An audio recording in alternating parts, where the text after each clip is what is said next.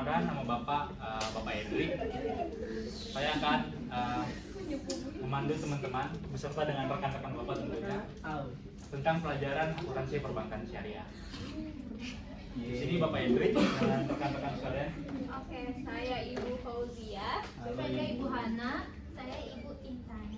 Baik, sebelum pembelajaran kita mulai, alangkah baiknya kita mengambil langkah berdoa dulu agar pembelajaran kita penuh dengan hikmah. Boleh?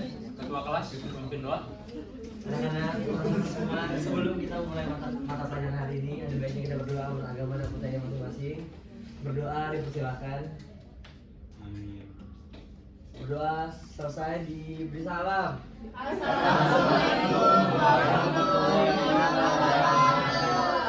Baik, terima kasih kepada ketua kelas sudah memimpin doa. Bapak mau nanya, untuk siswa di tempat ini apakah hadir semua? Ada yang sakit Pak satu.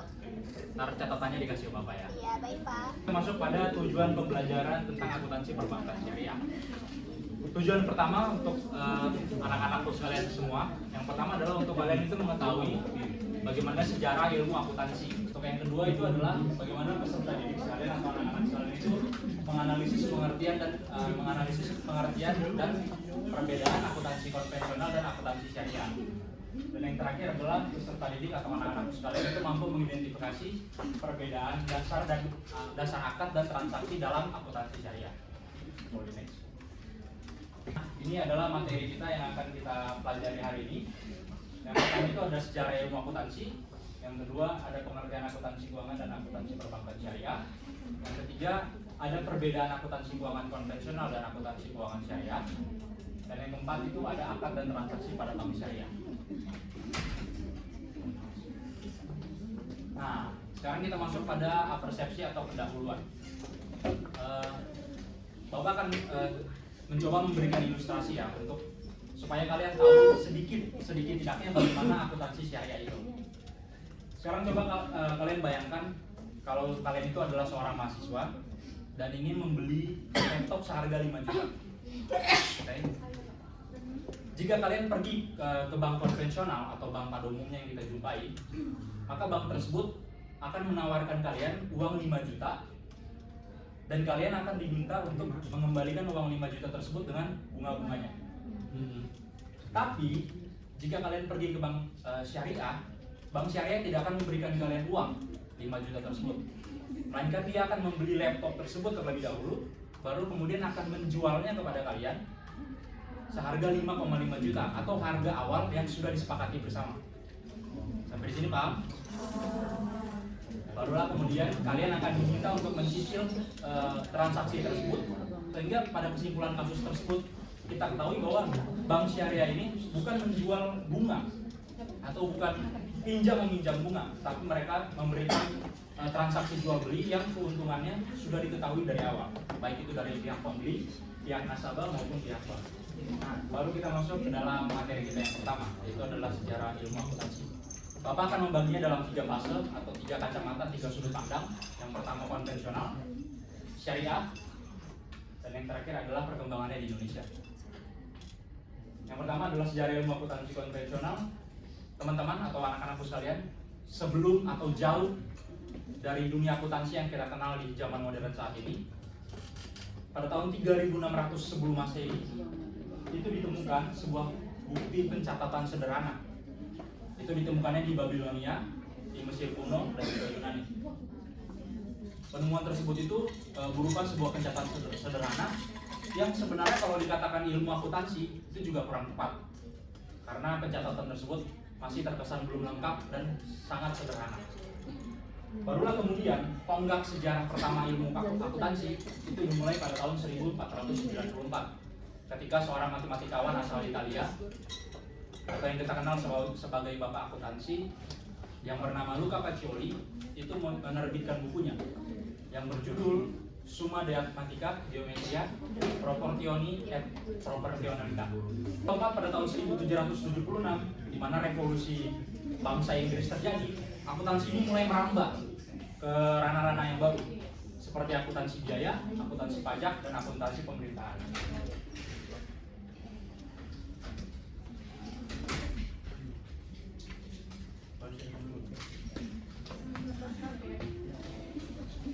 kita lanjut, kita lompat ke abad 19, ada sekitar 1920-an. Perkembangan akuntansi ini didominasi oleh dua sistem utama. Sistem pertama adalah sistem kontinental atau sistem tata buku milik Belanda atau biasa kita sebut sebagai civil law. Yang kedua, sistem yang kedua adalah sistem Anglo-Saxon milik Amerika Serikat atau yang biasa kita kenal sebagai common law. Nah, baru sekarang kita pindah ke akuntansi sejarah, akuntansi syariah. Dimulai daripada awal peradabannya, di mana praktik menghitung untung rugi pada sebuah perdagangan itu sebenarnya sudah dilakukan di bangsa Romawi, di bangsa Persia, bahkan bangsa Arab. Gitu. Baru kita pindah pada abad ke-7, di mana perkembangan akuntansi semakin pesat, juga diiringi dengan perkembangan agama Islam yang begitu pesat juga. Di mana perkembangan akuntansi itu langsung didorong oleh berita Al-Quran sendiri, gitu. Iya, Pak. Sehingga melahirkan laporan berkala di Baitul Mal. Nah, ini adalah fase yang terakhir dari perkembangan sejarah ilmu akuntansi yang ada di Indonesia. Pembukaan awalnya itu tercatat pada tahun 1747 di Amphion Society, Jakarta. Kemudian Indonesia tentu sebagai negara jajahan Belanda tahun 1870 Indonesia menggunakan sistem tata buku kontinental milik Belanda. Dan yang terakhir itu adalah 1957 itu dibentuknya sebuah ikatan akuntan Indonesia untuk menaungi atau menghimpun para akuntan-akuntan yang ada di Indonesia. Dan yang terakhir adalah 1960 di mana Indonesia itu mulai beralih dari sistem kontinental milik Belanda ke sistem Anglo-Saxon milik Amerika. Mungkin segitu aja materi dari Bapak. Mungkin selanjutnya akan dilanjutkan oleh rekan Rahman sih. Baik, terima kasih. Oke, anak-anak gimana tadi udah dengar sejarah perkembangan akuntansi kan? Menurut kalian menarik apa bikin pusing? Pusing ya. Nanti mungkin kalian di rumah bisa diperdalam lagi ya belajarnya terkait sejarah ini. Nah, jadi kalau ibu di sini ibu akan melanjutkan ke materi pengertian akuntansi keuangan dan juga akuntansi perbankan syariah. Kalau dengan akuntansi keuangan, ibu yakin kalian pasti udah paham banget lah sama dasarnya ya kan? Tapi ibu pengen nanya dulu nih sebelum kita masuk ke materi. Menurut kalian, kalau perusahaan nggak mencatat setiap transaksi yang terjadi, kira-kira apa sih yang bakal terjadi gitu? Berantakan ya kan? Betul banget, tadi ada yang jawab berantakan. Jadi kan kalau kita bisa pahami nih dari jawaban tersebut, perusahaan itu penting banget mencatat setiap transaksi yang dilakukan, karena dengan mencatat itu kita bisa mengetahui nih gimana kondisi perusahaan. Kalau kita tahu kondisi perusahaan itu bagaimana, nantinya kita bisa melakukan evaluasi gitu kan. Nah, di sini kita bisa lihat pengertian akuntansi keuangan itu apa sih? Akuntansi keuangan adalah proses mengidentifikasi, terus juga mencatat, mengolah, dan juga nantinya melaporkan transaksi keuangan untuk menghasilkan informasi yang berguna dalam pengambilan keputusan ekonomi. Nah, ini ibu ada 4 tujuan utama ya. Ini ada 4 tujuan utama dari akuntansi keuangan. Yang pertama itu menyediakan informasi posisi keuangan perusahaan. Jadi maksudnya itu gimana ya? Jadi kan kalau akuntansi itu kan ada laporan keuangan ya. Di laporan keuangan tuh tertera nih kayak nominal-nominal yang dimiliki kayak aset, terus juga liabilitas, ekuitas. Lanjut yang kedua itu ada tujuan utama yang menyajikan informasi kinerja keuangan perusahaan. Jadi kan kalau misalnya perusahaan untung atau rugi kan ketahuan ya di dalam laporan keuangan. Betul atau enggak? Betul. Nah, jadi kita bisa lihat tuh kinerja perusahaannya tuh lagi bagus atau enggak nih. Kalau rugi kan berarti kinerjanya jelek kan. Kalau bagus berarti dipertahanin gitu. Lalu yang ketiga itu tujuan utamanya ada membantu pengambilan keputusan ekonomi oleh investor, kreditur, dan juga pihak terkait. Jadi semisal nih, Rafli seorang kreditur, dia ingin meminjamkan dananya untuk suatu perusahaan gitu. Tapi kan pastinya Rafli nggak langsung ngasih dana gitu aja kan, benar nggak? Benar. Nah, pastinya Rafli itu ngecek dulu nih laporan keuangan perusahaannya itu stabil atau enggak, oke atau enggak, karena kan pasti meminimalkan risiko yang terjadi di Rafli sendiri. Seperti itu contohnya. Lalu yang keempat ini ada menjadi alat pertanggungjawaban manajemen kepada pemilik perusahaan. Karena kan manajemen itu kan pasti tahu ya dana yang masuk ke perusahaan itu berapa. Jadi itu nanti manajemen bisa jelasin nih ke pemilik perusahaan itu dananya dipakai buat apa aja, dana yang keluar berapa melalui laporan keuangan. Jadi akuntansi itu tuh bisa dijadikan sebagai sarana transparansi dan juga akuntasi. Anak kira-kira kalian familiar gak didengar kata syariah? Familiar kok, familiar kan? Udah tahu kan pasti kayak syariah tuh pasti nyambungnya ke Islam gitu ya. Benar. Nah, kalau sebenarnya tuh perbedaan utama akuntansi keuangan biasa atau konvensional dengan akuntansi perbankan syariah tuh cuma berbeda di prinsip utama ya kan. Kalau akuntansi keuangan itu kan secara umum gitu.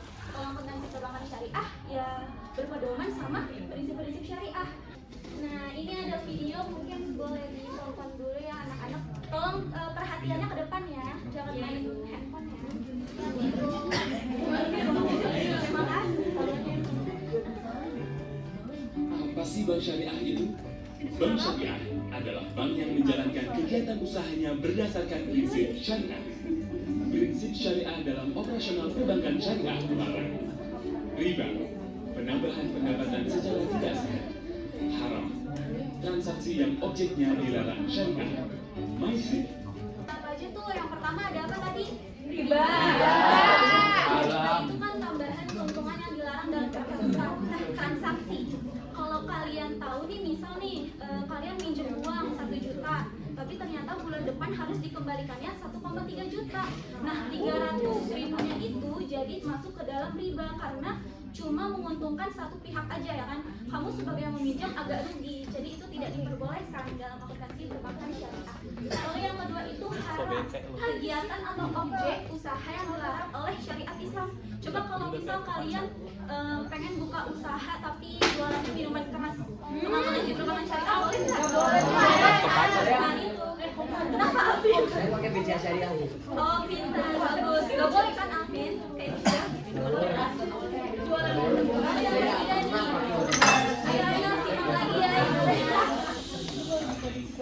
ikhtikar. Kalian ada yang tahu nggak sih ikhtikar itu apa?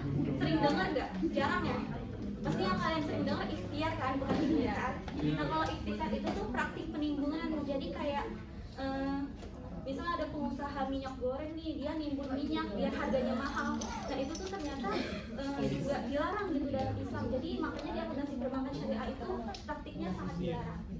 Nah, ada karakteristik akuntansi perbankan syariah. Kira-kira apa aja nih karakteristiknya? Yang pertama itu ada berlandaskan Al-Quran dan hadis. Kayak seperti contoh di Quran surat Ar-Rum ayat 39, itu ada kayak di dalam praktiknya riba itu tuh tidak diberkahi gitu oleh Allah. Jadi makanya akuntansi perbankan syariah jadi Al-Quran itu sebagai landasan. Lalu yang kedua itu ada ini nih, riba lagi ya kan, menghindari riba, goror, terus juga maisir. Yang keempat, menggunakan akad syariah sebagai dasar transaksi. Akad syariah tuh kayak mudarabah, muharabah gitu ya. Jadi kalau akuntansi perbankan syariah tuh pakai akad gitu ya, bukan sistem bunga kayak pada bank-bank konvensional lainnya. Lalu yang terakhir ini ada memperhatikan aspek material dan juga spiritual dalam pelaporan keuangan. Jadi nggak cuma secara umum aja gitu yang dilihat sama akuntansi perbankan syariah, tapi juga dalam sisi keagamaan. Materi selanjutnya akan dijelaskan oleh Ibu Hana. Nah, tadi kan udah dijelasin nih materi-materi akuntansi perbankan syariah dari Pak Edrik dan Bu Intan. Nah, sebelum kita masuk ke penjelasan selanjutnya, ada baiknya kita refreshing dulu ya, biar kita tuh terlatih fokusnya lagi untuk menerima materi selanjutnya. Nah, di sini kita mau main warna kata. Ini untuk melatih fokus kalian aja ya, anak-anak semua. Ya, kalian harus fokus. Sebutkan warna katanya aja. Katanya jangan dibaca ya, warna katanya aja, oke? Masuk ke level yang mudah dulu ya. Ingat, warna katanya ya.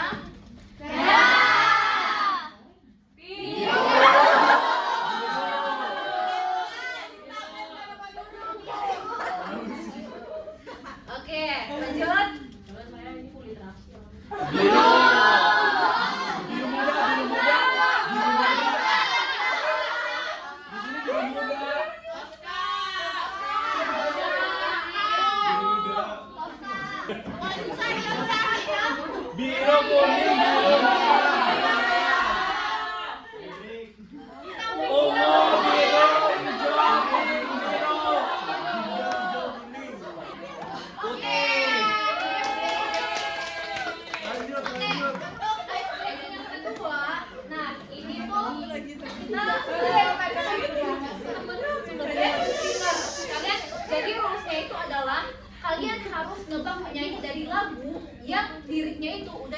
menerjemahkan yang ke bahasa yang berbeda dari bahasa aslinya. Yang boros. Ready? Taruh diri. Yang tahu jawabannya angkat tangan ya. Oke? Ayo. Oke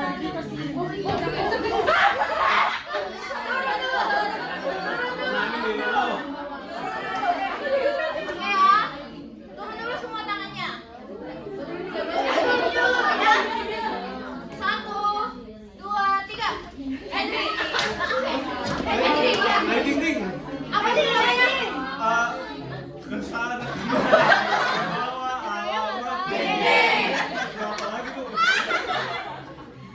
Oke. Bener ya?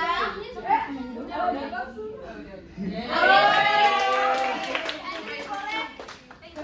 Dapat kill ya.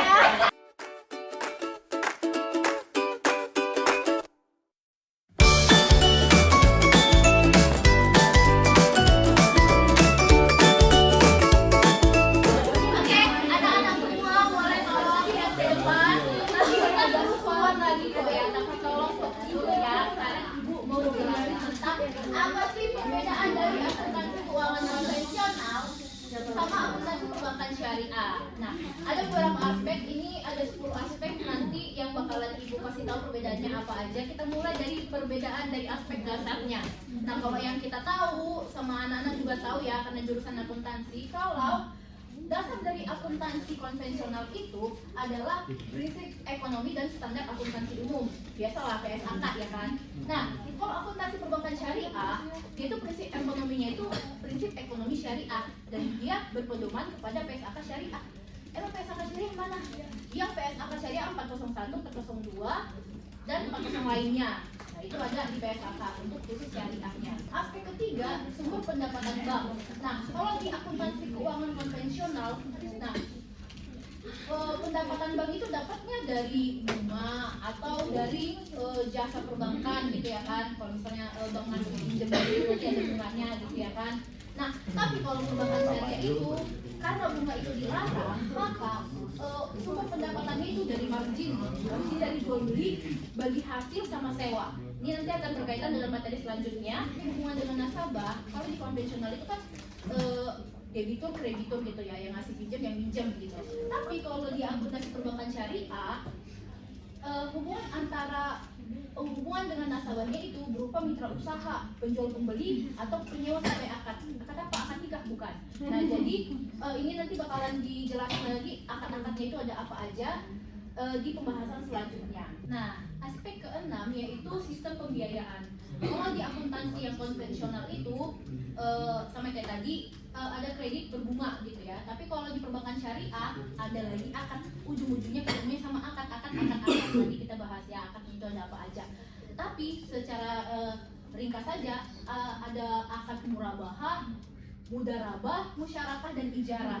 Kemudian ada pembagian keuntungan nih.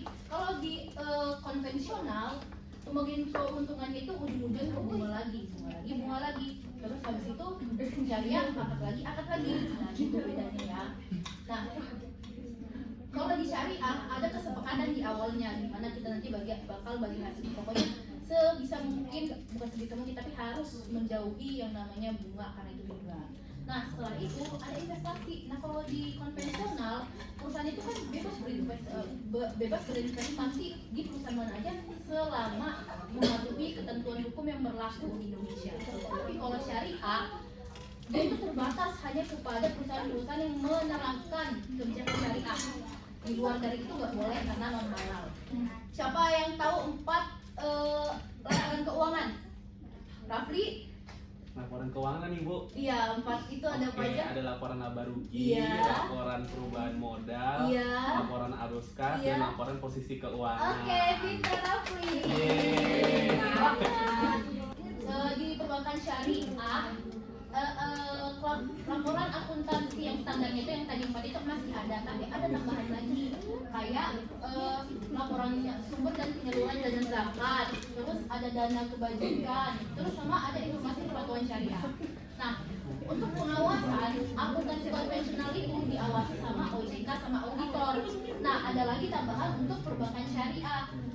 perbankan syariah itu diawasi sama OJK, auditor dan Dewan Pengawas Syariah DPS. Nah, DPS ini berfungsi untuk memantau dan mengawasi apakah suatu instansi itu masih mengikuti syariat Islam gitu ya. Oke, untuk materi selanjutnya akan disampaikan dari rekan Ibu. Anak-anak, selanjutnya materi yang akan kita bahas itu mengenai akad dan transaksi pada bank. Nah, ada 7 akad nih anak-anak yang akan dibahas hari ini. Jadi tolong diperhatikan dan didengarkan karena di materi akad ini cuma ada di akuntansi syariah, jadi dia membedakan dengan akuntansi konvensional. Nah, yang pertama itu ada akad wadiah atau akad titipan. Jadi akad wadiah ini merupakan akad penitipan barang atau uang dari pihak pemilik kepada pihak lain untuk dijaga keamanannya. Nah, di akad wadiah ini pihak pemiliknya itu disebut dengan wali. Kemudian pihak lain atau penerima titipannya itu disebut wali. Di akad wadiah ini juga dibagi menjadi 2 jenis. Yang pertama itu ada akad wadiah dan almanah, dan yang kedua itu ada wadiah dan al-damanah. Oke. Selanjutnya, kalau tadi udah membahas mengenai bank menerima dana dari nasabah, sebenarnya ada akad jual beli dan sewa. Yang pertama itu ada akad murabahahnya, tadi udah dibilang sama Ibu Hana. Akad murabah ini merupakan akad jual belinya, jadi akad jual beli barang di mana bank itu harus memberitahukan nih harga asli si barang dan keuntungan yang didapatkan oleh nasabah itu secara terbuka. Artinya apa sih, Bu? Artinya itu bank itu akan membeli barang terlebih dahulu, kemudian barang yang udah dibeli ini akan dijual kembali kepada nasabah dengan tambahan keuntungan yang udah disepakati bersama. Oke, contohnya kalau misalkan ada seorang nasabah yang ingin membeli barang seharga 10 juta. Nah, nantinya bank itu akan membeli barang itu terlebih dahulu, kemudian akan dijual kembali ke nasabah seharga 11 juta. Kenapa 11 juta?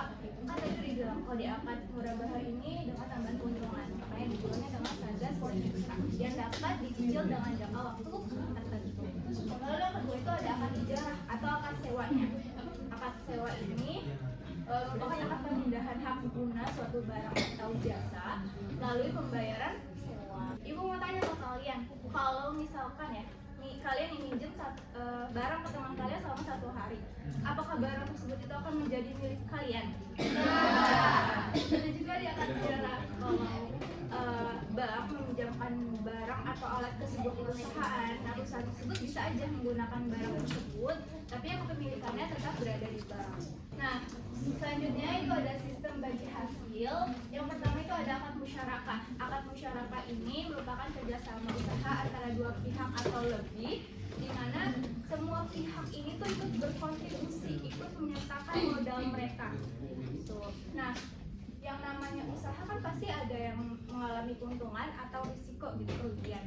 Nah, di akad musyarakah ini kalau dia mendapatkan keuntungannya itu akan dibagi sesuai kesepakatan. Lalu kalau dia mendapatkan risikonya harus ditanggung secara bersama-sama. Di akad mudharabah ini keuntungannya itu dibagi sesuai nisbah yang sudah disepakati. Nisbah itu apa? Nisbah itu perbandingan atau persentase. Jadi keuntungan dibagi sesuai persentase yang sudah disepakati. Lalu kalau dia mengalami kerugian dan kerugiannya itu bukan karena kelalaian si pengelola, maka akan ditanggung sepenuhnya oleh si pemilik. Nah, yang terakhir ini ada akad jasa dan kebajikan. Yang pertama itu ada akad qard. Akad ini tuh merupakan akad pinjaman kebajikan gitu. Jadi dalam akad ini dia tuh nggak mengambil keuntungan yang udah dipinjamkan kepada masyarakat. Oke, mau tanya lagi ke kalian. Kalau kalian nih minjem sebesar 1 juta rupiah ke bank, lalu kalian juga mengembalikannya sebesar 1 juta rupiah tanpa tambahan apapun, apakah bank itu mengalami keuntungan? Tidak. Nah, enggak. Karena di akad qard ini tuh tujuannya itu untuk membantu pihak yang membutuhkan. Lalu lanjutnya bisa dilanjutkan kembali oleh Terima kasih Ibu Fauzia. Oke anak-anak, jadi menurut kalian gimana nih materi akuntansi perbankan syariah? Udah cukup memahami gitu kan? Nah, Ibu pengen tes pemahaman kalian hari ini melalui kuis ya. Jadi seperti biasa siapin nih handphone kalian karena nanti kuisnya kita akan silahkan dipanggil dapat ini ya. Kodenya dimasukin ya tuh yang 03598 di atas barcode. Tunggu sampai 1 menit ya. Itu suaranya.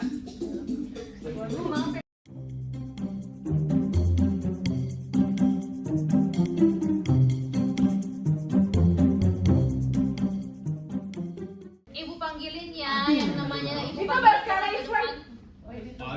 Oke ya. Yohanes, Marito Tanjung Priok, Andi Rahmawati, Tahu kan Marito Tanjung siapa? El dan Henry. Nah, jauh di depan ya. Henry.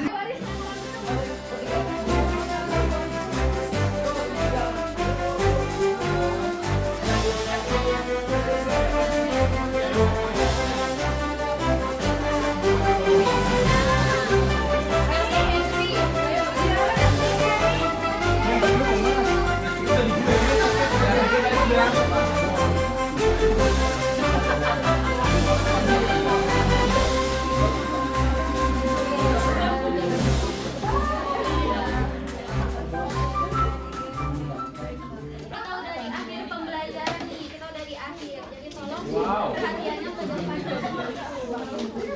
Coba setelah tadi dijelasin akuntansi perbankan syariah, ada yang perlu ditanyain nggak menurut kalian? Kalau ada yang masih bingung, tanyain ke ibu ya. Sekarang ada yang mau ditanyain nggak?